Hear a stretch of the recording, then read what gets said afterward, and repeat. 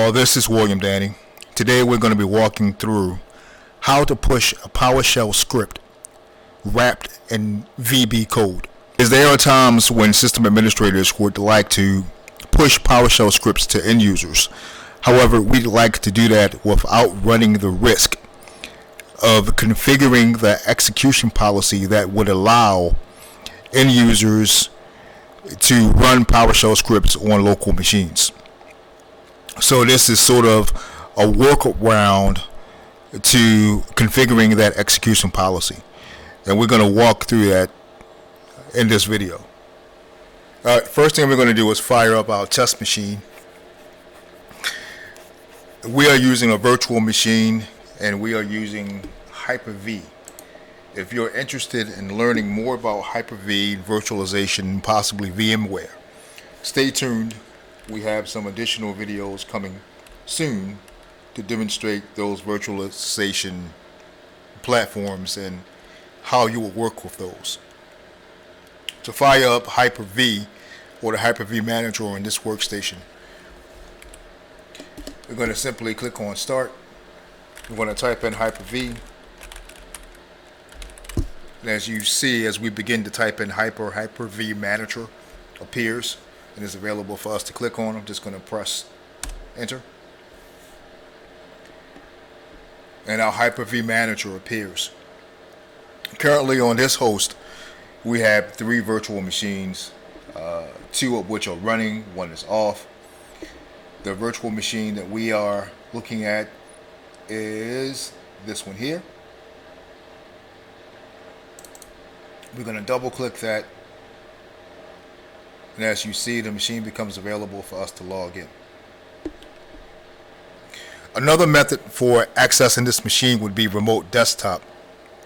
We released a video just a few days ago demonstrating how to use remote desktop, and if you're interested in that, please take a look at it. I'm going to go ahead and take this full screen. There we go. I'm going to go ahead and log on it. Because I was logged into this machine previously, it remembers my most recent credentials. As I press Enter, I am logged in. So the first thing that we want to do is create our PowerShell script, and we're just going to do something very simple. If you're interested in learning more about PowerShell, stay tuned. We have some of those videos coming soon as well. To launch PowerShell, again, I simply clicked on Start and began typing in PowerShell, and PowerShell becomes available for me to click on. In a Windows 10 environment, the easiest way to launch or start or find any application is to click on Start and begin typing the name of the application, and it will become available for you to launch in the Start menu. I'm going to increase the size of this slightly. There we go. Take that up a bit. Alright, so we're going to do a simple PowerShell command. Actually, we'll just do get space and service. And as you see, that brings up our services. So we're going to create a PowerShell script that does that for us automatically. I'm simply going to open up Notepad. I'm going to type in our command once again, which is get hyphen, excuse me, I believe I said space originally, but it's get hyphen and then service. And then we are simply going to save this. And I've already created a folder called William, so on the C drive of this virtual machine, and we're going to name this script service.ps1. PowerShell scripts in with the suffix of PS1. We're going to put quotes around the name, because we need to put quotes around the name because we've created the script in Notepad. If we don't put quotes around the name, then the Notepad will save the file with the .txt or text extension, and we want it to be saved with the PS1 extension. Therefore, we put the quotes around the name. We'll go ahead and click on save.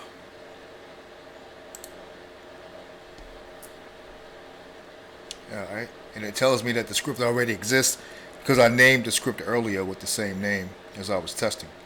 We'll say no to that. And we'll just add a number 2 and save it. Alright.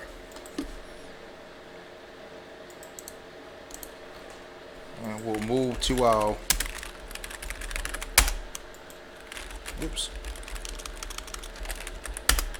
We'll move to our William directory. Do a directory check. And there we have our service2.ps1.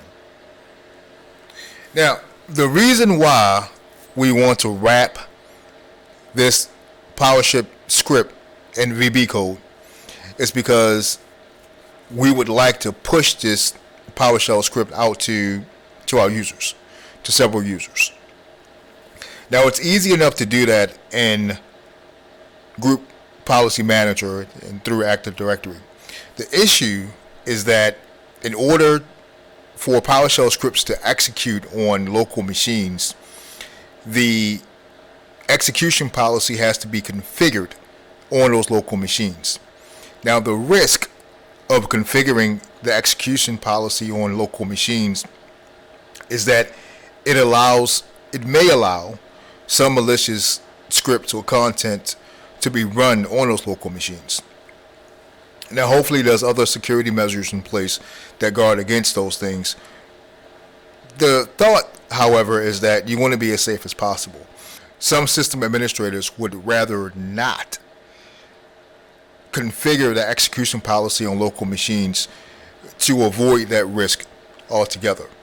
And wrapping your PowerShell script in VB code allows you to mitigate that risk or actually eliminate that risk entirely, because you don't have to configure the execution policy on the machines if it's wrapped in VB script. To give you a better example of what I mean, if we attempt to run this script, and to run the script locally, you would have to put in a dot, a backslash, and then the name of the script, which is service2.ps1. And you'll come up with this message. Some would call it an error. It's more of a message, which basically says that the PowerShell script can't be run locally. If you want to run it locally, then you need to configure the execution policy to allow PowerShell scripts to run. And that's fine and dandy in some environments. A lot of people do it that way. If that's your cup of tea, have at it. However, there are some administrators, system administrators, and network administrators that would rather not run that risk. So again, what we're going to do is create a VB script or wrapper, and then we're going to wrap that around our PowerShell script. So the first thing the next thing we're going to do is create our VB script.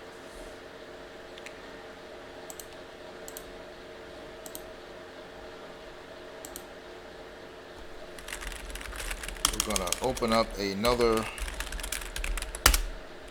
Notepad document, and it opens, and there we have it. All right, close that, close this. I'm going to clear that. Pardon me. Now, the next phase is to create the GPO that will push our PowerShell script. So in order to configure the GPO, we got to get these files to a place where all the users that the script will be pushed to will have access to. So we're going to copy these files, the Vbs script and also the Powershell script, to a share on our server. In this video, we're working with our Dantech domain. We're going to do a net use to see if we have any network shares, and we do. We have a share that's available. It's shared to drive letter S, and we are going to copy. Oh, you know what? Let's do it this way. Let's go to S, do a directory check. We have a boatload of crap there. So we're going to make a folder, and we're going to call it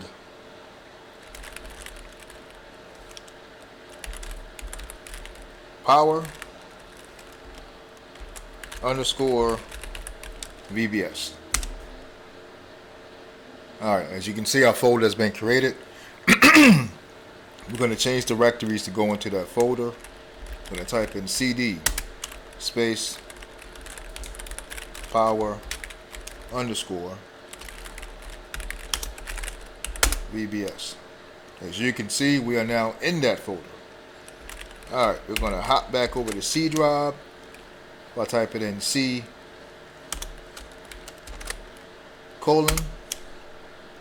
takes us back to C and the directory we were working in, C:\William. We're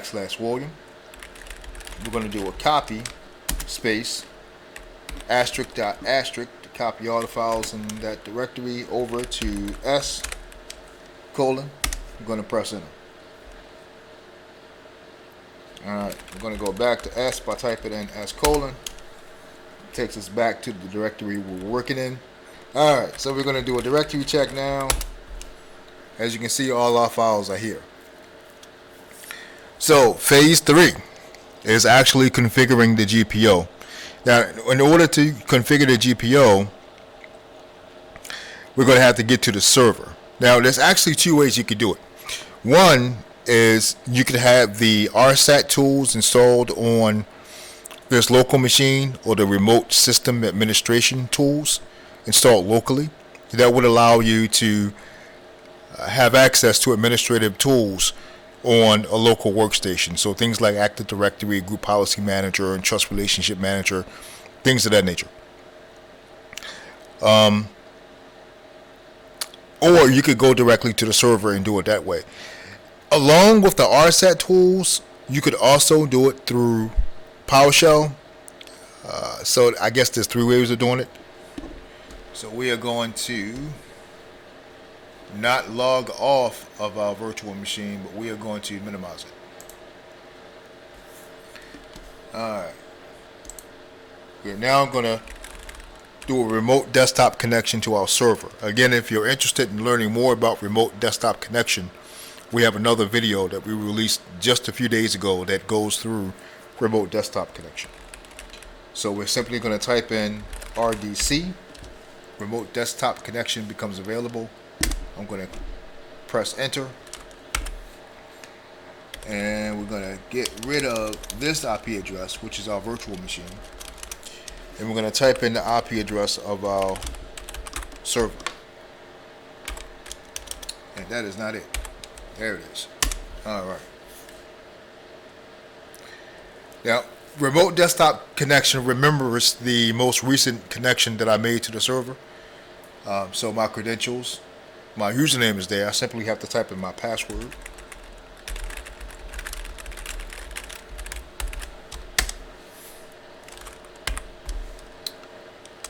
We're going to skip on past the security certificate message here. Tab to yes, press enter. Alright, server becomes available. This is the 2012 R2 server. The method that we're using works on 2012. It works on 2016 and also 2019. Pardon me. To launch applications works very similar to how it works in Windows 10. You click on Start. Start menu looks different, however, same idea. You begin to type in the application that you are looking to launch or run. Here we're going to type in DSA, and as you see, that makes Active Directory users and computers available. I'm going to press enter.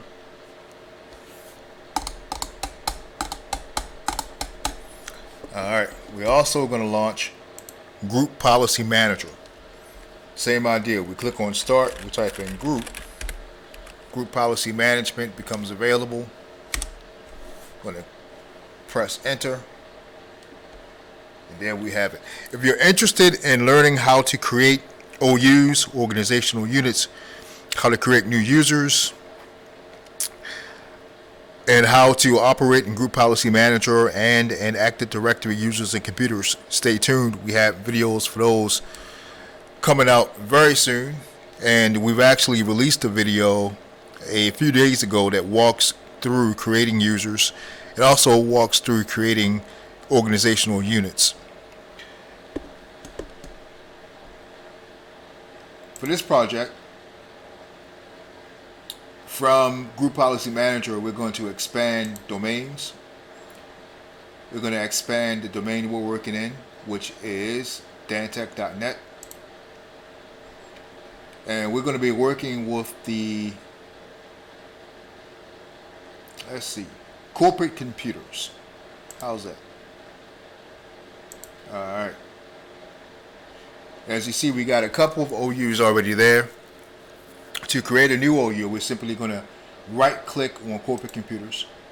We're going to go create a GPO and link it. We're going to name our GPO, alright? We'll just name it Power _ VBS. Alright, we can either click OK or press enter. I'm going to press enter. Alright, as you can see, our GPO has been created. Our group policy object has been created. The next thing we're going to do is configure the GPO. To do that, we're going to right click on the GPO. This message will always appear when you go to edit a GPO. It's basically just warning you, hey, you're about to edit a GPO. Are you sure you want to do that? Yes, we are sure. You can click this message that says do not show this message again. A lot of people just check the checkbox so they don't see the message. I actually prefer not to, because I think it's a good warning, especially to any new system administrators that may be about to edit something that they don't want to edit. So I'm going to click OK on this message. Alright, so now the GPO is available to edit. Alright, we're going to right click it and we're going to go to edit again. And now we are in Group Policy Management. Now we are in Group Policy Management Editor. Alright. So we're going to be making this group policy to affect users. There are two types of group policies that you can make. You can make user group policies. You can also make computer group policies. Again, this group policy we are creating is for our end users. So we're going to scroll on down to user configuration. We're going to go to policy and expand that, policies, and expand that. Let's open this pane up a bit. Alright, we're going to go to Windows settings, expand that, and we're going to click on scripts, log on, log off. We can simply double click that. Alright.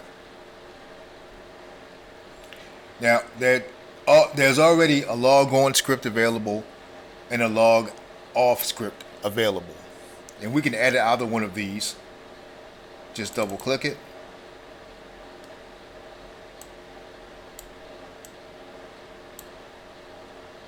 and what we're going to do is place our script here. We're going to point this group policy to our script. Now, currently we have our group policy in a share on this server. As long as that share is available to all the users that we're pushing this GPO out to, then the users will be able to run the script successfully. In the event that the users don't have or do not have access to this particular share where our files are located, then the script will not execute properly. So as an added measure of security and hoping that in making this thing work out well, we're going to put these files in a place where we absolutely know all users have access to look up and execute scripts. And that's going to be the Sys File Location. That's SYSVOL. Because we know all users have access to this particular space. Now to get there, we're going to click on Start.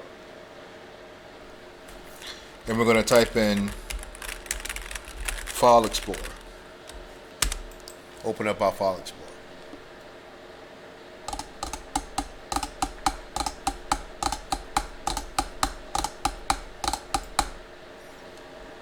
Alright, there it is. Alright, we're going to go to the C drive. And we're going to go to Windows.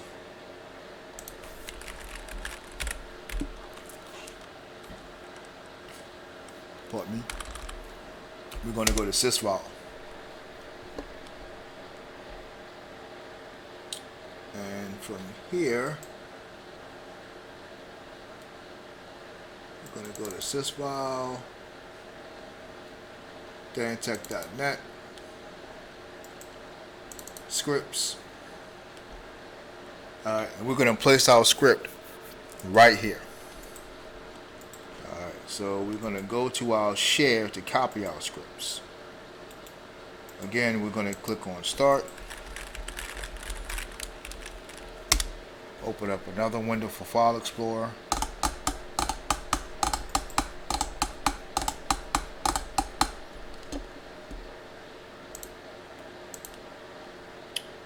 It doesn't want to open. Alright, we'll do it this way. We'll right click on Start. From the Start menu, we'll choose File Explorer. There it is. We'll go to C. We'll go to Share. We'll go to, we created a folder called Power_VBS. There it is. Alright, now the two files that we want is the Vbs Script file and our Powershell script file.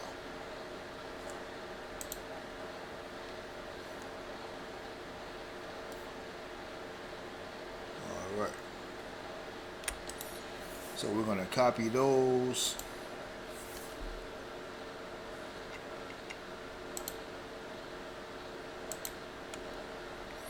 We're going to paste them into our Sys File folder. We get a warning telling us that we're about to paste objects into our Sys File folder. The system asks if we want to continue. Yes, we do. So we click Continue. Alright. It asks again for the second file. We click Continue. And there they are. Alright, now because we're moving the files, we have to slightly edit the Vbs script so that it knows where the PowerShell script file is located. Users will not be able to see the C drive of the server. So users are going to be accessing the sys file from what we call a UNC path, or Universal Network Connection path. Let's give you a good example, a better example of how users will access the sys file folder. So we're going to minimize our server, and we are going to go back to our test machine. All right, so we're going to get back to our workstation. We're going to access our workstation through Hyper-V. We're just going to simply double click it.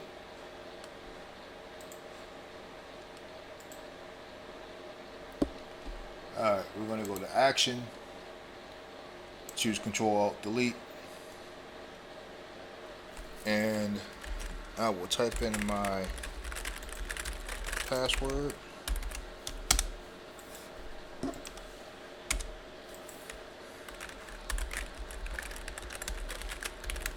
See if I can type it in correctly this time. Alright, we're going to go to View and take this full screen. Alright, we're going to open up File Explorer.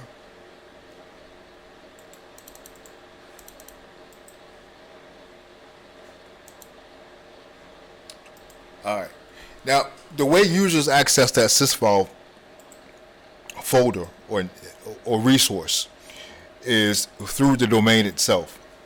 So we're going to type in / the name of our domain, which is dantech.net.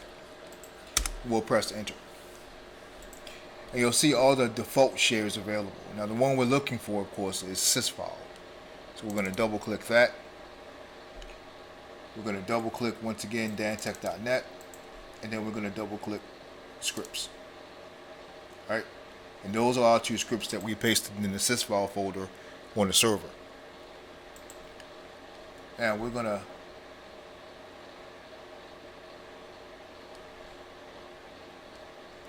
highlight this, and we're gonna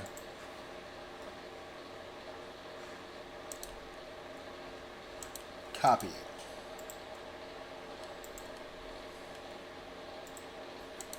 Going to minimize that, and we're going to go back to our server, which is here.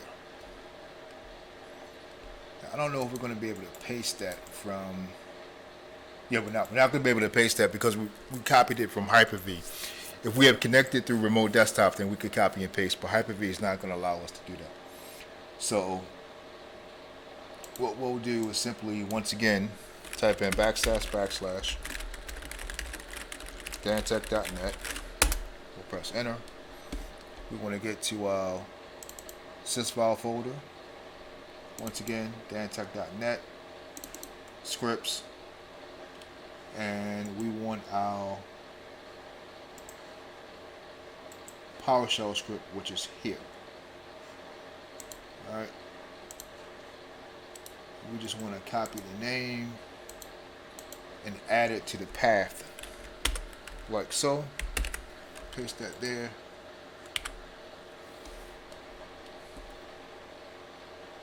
And then we want to highlight this whole deal and do a copy. Now what we want to do from here is edit the Vbs script. Now in order to edit the script, we got to do it directly from the server. So we're going to go back.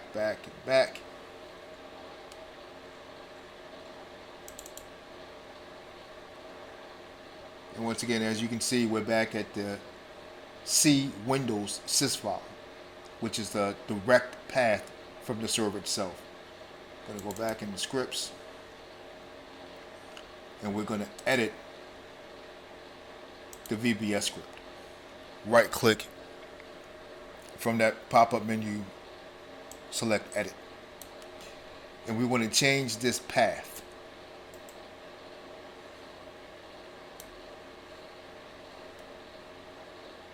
highlight it,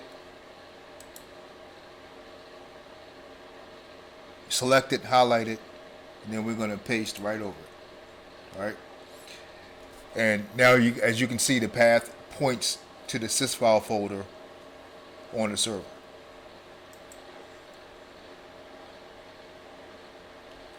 Alright, we're going to save that. Alright. Now we're going to make our way back to Group Policy Management Editor. And this is just where we left off from.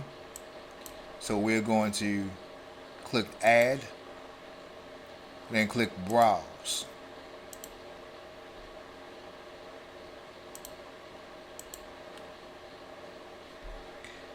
And we want to browse to our sys file folder.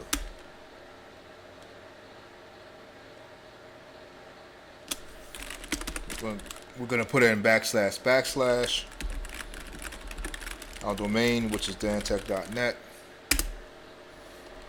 We're going to select sys file dantech.net scripts and our Vbs script. As you can see, it is listed here. We're going to click OK, click Apply, click OK, and we are done. And what this is going to do again is allow our PowerShell script to be pushed to users that this GPO applies to, and we've eliminated the risk of configuring the execution policy on local machines, therefore avoiding again the risk of any malicious scripts or any other type of content running through PowerShell on those local machines. If you have any questions or comments, if you like the video, then please like the video. And thank you very much.